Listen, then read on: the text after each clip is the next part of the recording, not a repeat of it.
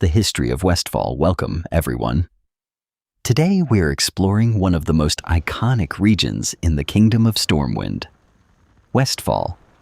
Today, travelers know Westfall as a land of abandoned farms, dusty roads, and dangerous outlaws. But it was not always this way. Long before heroes arrived, Westfall was one of Stormwind's most prosperous provinces. Its rich soil produced vast fields of wheat, vegetables, and livestock that helped feed much of the kingdom. Farmers worked from sunrise to sunset, merchants traveled the roads daily, and small communities flourished across the countryside. Because of its fertile land, Westfall became known as the breadbasket of Stormwind. Everything changed after the First War. When Stormwind fell to the Orcish horde, much of the kingdom was left in ruins. Although the Alliance eventually reclaimed the region and began rebuilding, recovery was slow and difficult. Many farms had been abandoned. Trade suffered. Entire families struggled to rebuild their lives. As the years passed, poverty spread throughout the countryside. The kingdom's attention remained focused on rebuilding Stormwind itself, while Westfall slowly slipped into decline. Many people who could no longer support themselves gathered near Sentinel Hill, hoping for protection and assistance. Others turned to crime simply to survive. Bandits began raiding travelers. Highwaymen made the roads increasingly dangerous. Even the wildlife reclaimed abandoned farmland as coyotes, vultures, harvest watchers, and murlocs became common sights across the region. By the time adventurers first arrived in Westfall, the once thriving province had become a shadow of its former self. Yet, the greatest danger was not found on the open roads. Hidden beneath the rolling hills of Westfall lay an abandoned mining complex. Over time, that forgotten mine became the headquarters of the growing Defias Brotherhood, whose influence spread throughout the entire region. The fate of Westfall and the fate of those underground tunnels would soon become inseparable. Those tunnels would become known across Azeroth by a single name: the Deadmines. These dark tunnels are called the Deadmines. If you have ever wondered why so many thieves, pirates, goblins, and dangerous creatures live here, then stay with me. The story begins many years before this place became a dungeon. Long ago, these tunnels were filled with honest workers. Every morning, miners grabbed their tools and walked into the darkness. They dug for gold and other valuable rocks that helped the kingdom grow. It was hard work. The air was full of dust, the tunnels were hot, and cave-ins could happen at any time. Still, the miners kept working because they believed they were building a better future. Around that same time, the great city of Stormwind had been badly damaged during the war. The people needed someone to rebuild it. That job was given to a group of skilled builders called the Stonemasons Guild. Their leader was a man named Edwin VanCleef. Edwin was not a king. He was not a knight. He was simply a master builder who cared about the people working beside him. For many months, the workers rebuilt Stormwind stone by stone. They repaired the walls. They built new homes.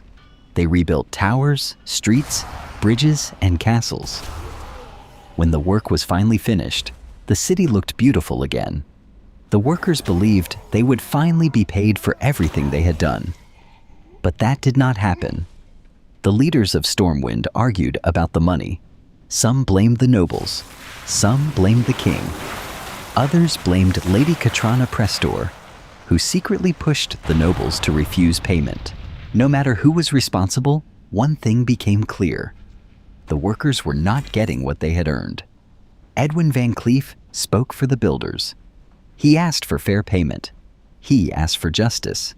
Instead, the workers were turned away. The argument became worse. People shouted in the streets. Then violence broke out. During the chaos, Queen Tiffin was struck by a thrown rock. She later died from her injuries. Everything changed after that. The people blamed Edwin and the workers. The Stonemasons Guild was forced out of Stormwind. Many lost their homes. Many lost hope. Edwin believed the kingdom had betrayed the people who had rebuilt it. So he gathered those who still trusted him. Together they formed the Defias Brotherhood. The members wore red masks to hide their faces. They no longer wanted to build cities.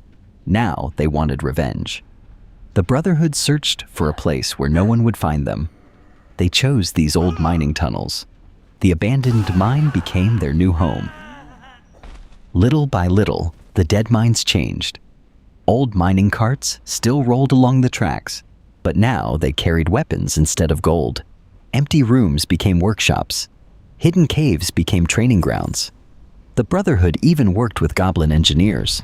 Soon they were building powerful machines and a massive warship deep underground. That ship was called the Juggernaut. It was meant to help the Brotherhood attack Stormwind one day. The deeper you travel into the Deadmines, the more you can still see their work. Broken tools remind us of the miners who once worked here. Wooden bridges connect tunnels carved long ago. Large machines fill rooms that were once quiet. The Deadmines became much more than a mine. It became a fortress. As time passed, more dangerous people joined the Brotherhood. Pirates came looking for treasure. Mercenaries came looking for gold. Goblins came looking for profit. Monsters moved into the dark tunnels. Before long, few people were brave enough to enter. But heroes always answered the call. Adventurers from Stormwind fought their way through the tunnels. They battled miners, goblins, pirates, and every danger standing in their way. At the end of the mine, they finally faced Edwin VanCleef himself. The battle was fierce, but in the end, Edwin was defeated. Stormwind believed the threat was over. The Brotherhood scattered. Many people thought the story had finally come to an end. But stories like this do not always end so easily. Edwin had a young daughter named Vanessa. She survived. For years, she stayed hidden. While everyone believed the Brotherhood was gone forever, Vanessa quietly rebuilt it. She trained new followers. She waited patiently. She never forgot what happened to her father. She believed Stormwind had stolen everything from her family. Years later, heroes once again entered the Deadmines. This time, they discovered that Vanessa had been pulling the strings all along. She tried to finish the work her father had started, but just like Edwin before her, she was finally defeated. Even today, the Deadmines remain one of the most famous places in Azeroth. Some people remember Edwin VanCleef as a villain. Others remember him as a man who stood up for workers who were treated unfairly. No matter which side you believe, one thing is certain. Without Edwin VanCleef, there would be no Defias Brotherhood. Without the Brotherhood, these tunnels would still be nothing more than an old gold mine. Every broken cart, every old track, every hidden room, and every battle fought here tells part of that story. So the next time you enter the Deadmines, remember that this place was once built by honest workers with simple dreams. Sadly, those dreams were buried beneath the stones long before any hero ever stepped inside. Thank you for joining me on this journey through the history of the Deadmines. Until next time, stay safe and enjoy your adventure.